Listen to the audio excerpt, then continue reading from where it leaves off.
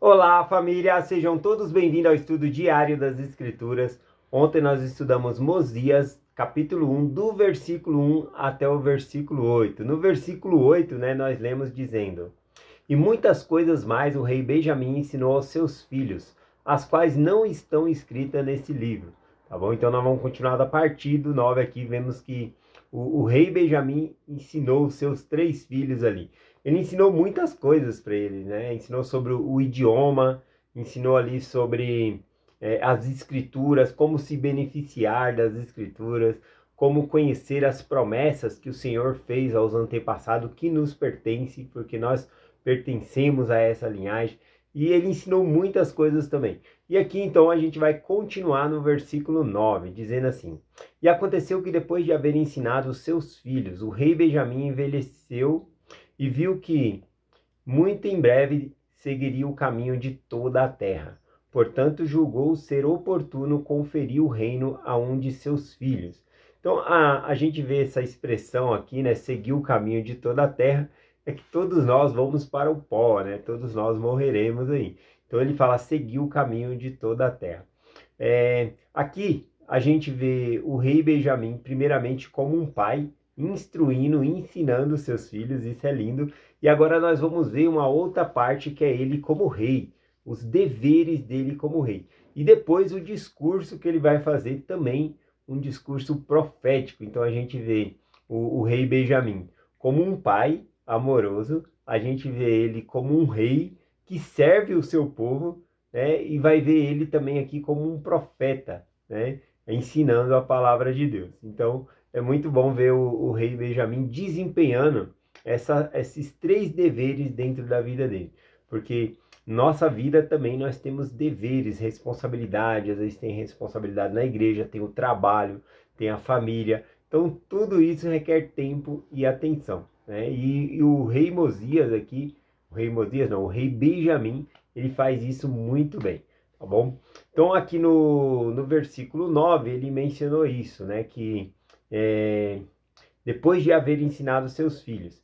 Então aqui a gente vê que os filhos eles não nascem sabendo. Não é porque o rei Benjamim ele era uma excelente pessoa, tinha uma fé em Cristo extraordinária, que os filhos dele vai nascer com essa fé. Não é porque você é bom de matemática que o seu filho vai nascer sabendo tabuada, né? Isso vai ter que ser ensinado a ele. Então a gente vê aqui que o rei Benjamim ele ensina aos seus filhos, tá bom? Dentro da doutrina, as escrituras, conforme foi ensinado ontem. Então ele fala como se beneficiar das escrituras e todas essas coisas. Ele ajuda os filhos a se tornar autossuficiente em buscar ao Senhor. Porque por meio da leitura eles podiam buscar a Deus ali e entender os mandamentos de Deus. Então eu acho muito interessante isso. Aqui no versículo 10 diz assim: Portanto, ele fez com que Mosias fosse levado à sua presença. Então, ele já havia mencionado que ele tinha 3 filhos, né? Começando ali, o primeiro nome que ele mencionou é Mosias. Então, acredito que Mosias ele era o primogênito, né? Pela ordem que ele citou ali. Então, o reino caberia mesmo a Mosias, tá bom? Mas ele poderia escolher outro filho, e eu acredito que a confiança que o povo tinha no rei Benjamim seria suficiente para aceitar ali, né, o que ele falava sem nenhum questionamento, né? Então a gente vê um homem totalmente íntegro, né, que o povo conhece ali, então eles têm essa confiança. Ele vai falar, o filho dele vai ser rei e o povo todo ali vai seguir e feliz com essa decisão aqui.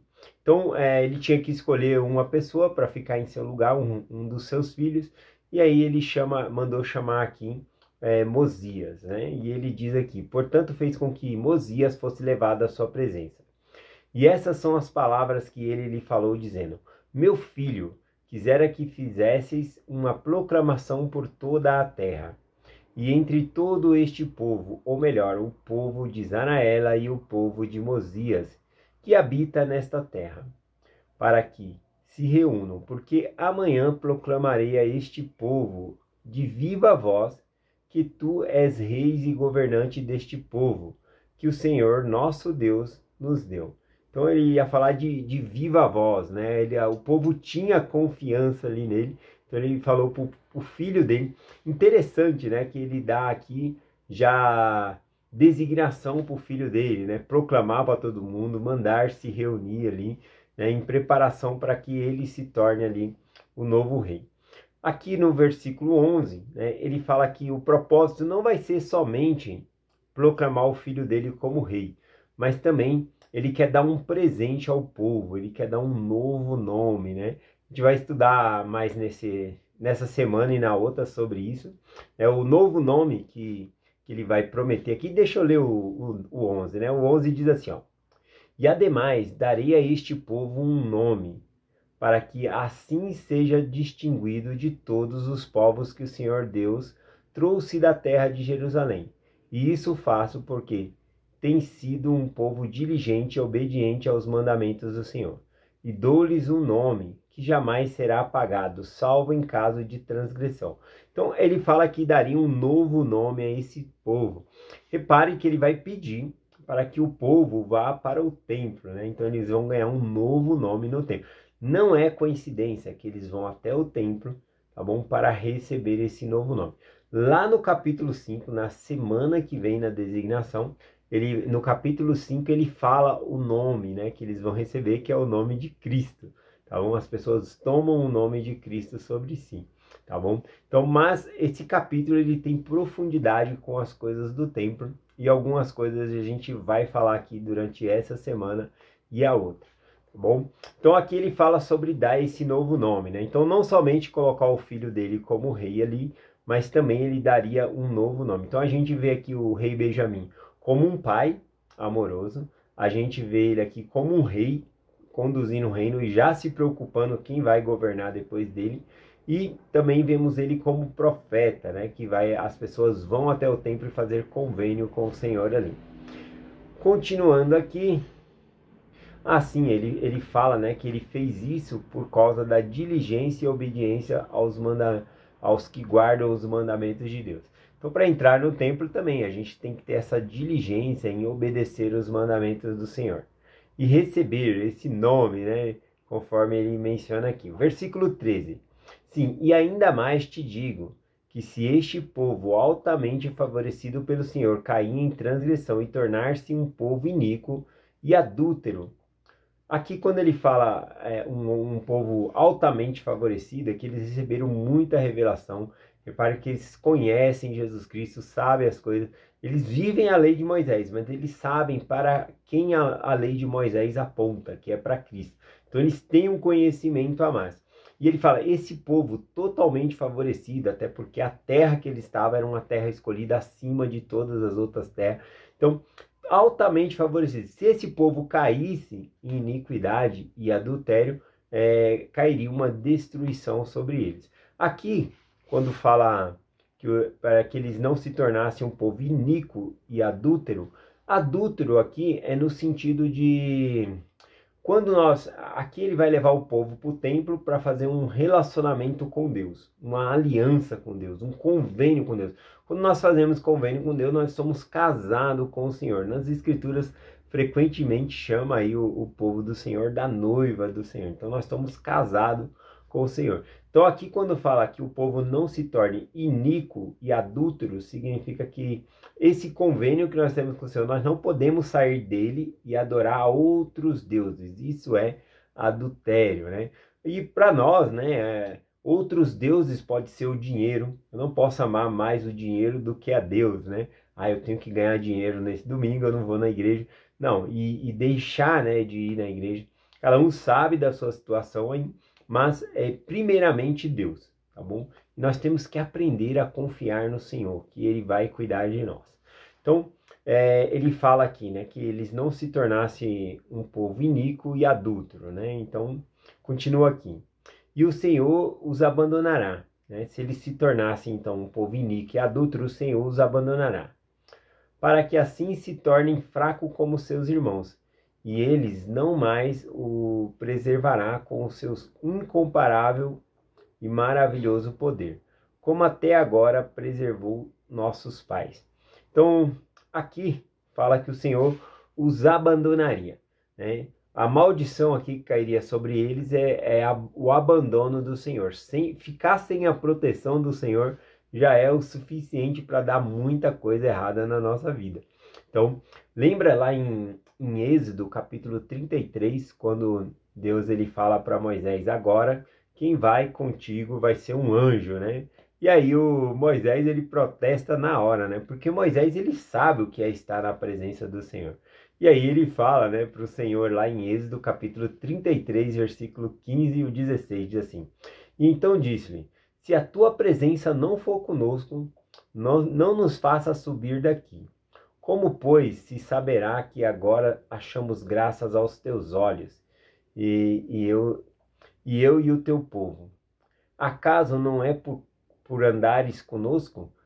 Achar graças perante o Senhor é porque o Senhor anda conosco. Nós estamos andando no mesmo caminho com Ele. Então Moisés ele fala: não nos faça subir dessa terra se o Senhor não for conosco. A presença de Deus. Então aqui no versículo que nós lemos, fala que se o povo se tornasse iníquo e adúltero, né, o Senhor deixaria de estar com eles. Isso é suficiente para dar coisa errada aí na vida de todo mundo. Continuando o versículo 14, porque te digo que se ele não houvesse estendido o braço para preservar nossos pais, eles teriam caído na mão dos lamanitas e tornado-se vítimas de seu ódio. Versículo 15, aqui então a gente vê o livramento, né? A mão do Senhor ele traz livramento ali contra os inimigos. Versículo 15, aconteceu que depois de haver o rei Benjamim terminado de dizer essas palavras a seu filho, encarregou de todos os assuntos do reino, né? Já ali, então, ele deu as designações do assunto e pediu para ele organizar essa reunião lá no templo para ele discursar, né? E passar o reino para ele. Versículo 16, além disso, também encarregou dos registros que estavam gravados nas placas de latão e também das placas de Nefe e também da espada de Labão. Aqui a gente vê vários itens, né? Que é passado ali agora para a responsabilidade de Mosias, né, que ia se tornar ali o rei Mosias. Então, a espada de Labão aquela é um símbolo de autoridade, tá bom? Ela foi passada de geração em geração ali como um símbolo de autoridade. E aqui ele passa as placas de latão e também as placas de neve. E aqui também ele continua, né? E a esfera ou guia, ou seja, ali a rona, né, que conduziu nossos pais pelo deserto, que fora preparada pela mão do Senhor, para que assim fossem dirigidos, cada um segundo o cuidado e a atenção que lhe dava. Então lembra que eles passaram grandes dificuldades no deserto por não seguirem a orientação da esfera, né, da liarrona ali. A liarrona é um guia para nós. E aqui, versículo 17. Portanto, como foram infiéis, ele está dando o exemplo dos que não seguiram, né, os mandamentos do Senhor, ali a rona para de funcionar ali, não prosperaram, nem progrediram em sua jornada, mas foram impelidos para trás e incorreram no desagrado de Deus, e foram, portanto, atingidos pela fome e duras aflições, para que lembrasse dos seus deveres, né? Espero que isso não aconteça conosco, que não seja preciso a gente cair em várias coisas ruins, aflições, fome, dificuldade, para nós nos lembrarmos de nosso dever. Então, qual é o nosso dever para com Deus? O que você sente que Deus ele quer de você? Esse é o seu dever para com Deus, né? Ao ler essa frase aqui, eu lembrei dos jovens, né, que tinha aquele manualzinho, dever para com Deus. Bom, então, qual é o nosso dever para com Deus? Aqui quando ele fala que eles andaram para trás, né, regrediram, a gente lembra lá de 1 Nefe 18, quando eles estavam no navio e eles amarraram Nefe e o navio começou a retroceder, uma tempestade grande. Então, há impedimento. Quando a pessoa não vive os mandamentos do Senhor, o Senhor retira dele a presença e há muitas coisas ruins acontecendo ali. Vamos lá, o versículo 18, nosso último versículo aqui do dia, tá bom? E então aconteceu que Mosias foi e fez como seu pai lhe ordenara. Olha aqui que ele obedece estritamente às ordens do pai dele aqui. E conclamou todo o povo que estava na terra de Israel a reunir-se, a ir ao templo para ouvir as palavras de seu pai, lhe diria. Aqui, né, simbolicamente, eu gostaria de compartilhar isso, né, essa frase final que ele diz aqui: ir ao templo para ouvir as palavras de seu pai, que seu pai lhe diria. Bom, quando nós temos um assunto importante, né, é melhor falar pessoalmente, né? Eu acredito que tem muito mais efeito, né, do que mandar uma mensagem, do que ligar, né? É claro, né, que eu como pai, se minha filha está precisando de água, ela manda uma mensagem, eu vou atender a ela. Se ela ligar para mim e pedir, pai, você pode me ajudar com isso, eu vou estar pronto para ajudar. Mas é muito diferente se ela chegar, pai, eu quero conversar com você, sentar e conversar.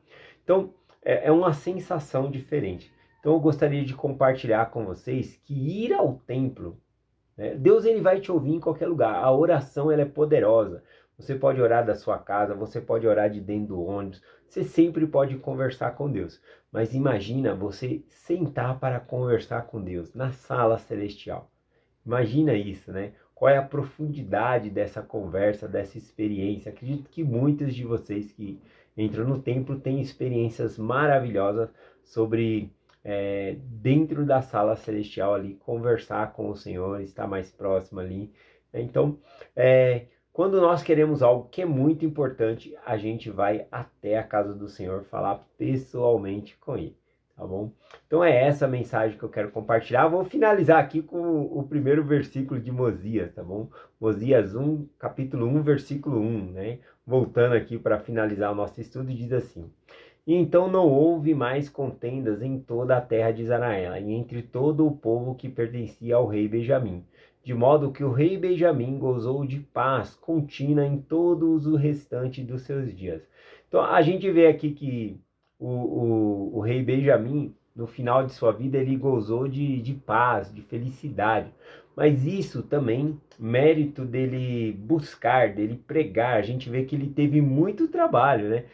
Para pregar o evangelho, por exemplo. Não é tão fácil, às vezes, reunir a família, fazer reunião familiar, chamar para ler as escrituras. Só que é um trabalho que evita coisas piores no futuro. Então veja que ele tem um grande trabalho ensinando os seus filhos, mas depois os seus filhos estão firmes no evangelho. Conforme eu falei, é de geração em geração. E isso não passa de geração em geração geneticamente. Cada um tem que aprender, né? A fé que o rei Benjamim tinha não passou para os filhos dele. Ele teve que ensinar e os filhos dele têm que ter essas experiências. Então, se você sabe matemática muito bem, não significa que seu filho vai nascer sabendo a tabuada. Ele vai ter que aprender a tabuada também. E assim é com as coisas do evangelho também, tá bom? Então, o rei Benjamim ele gozou de paz, né, contínua no restante dos seus dias. Por quê? Porque ele trabalhou muito para chegar nesse nível aqui, tá bom? Então, que nós possamos trabalhar, pensar nisso, né? A reunião familiar que eu faço, a leitura das escrituras em família, é para colher frutos no futuro. Os próprios frutos de união da família estar juntos ali também. Então é essa mensagem que eu compartilho com vocês, em nome de Jesus Cristo. Amém. Até amanhã.